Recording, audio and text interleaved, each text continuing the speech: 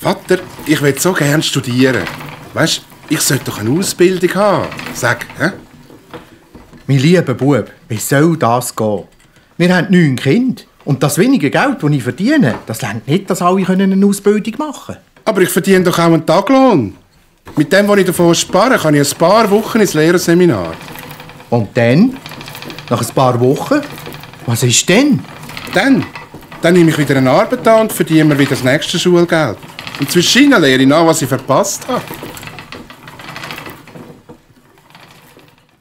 Wer ist denn der junge Mann, der so gerne in die Schule will?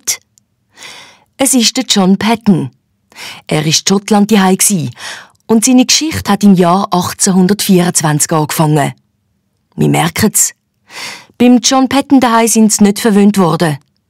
Die grosse 11-köpfige Familie hat in einem ärmlichen Hütli mit einem Strohdach gewohnt. Der Vater hat auf einer kleinen Maschine Strümpfe gemacht und mit dem ist er wahrlich nicht reich geworden.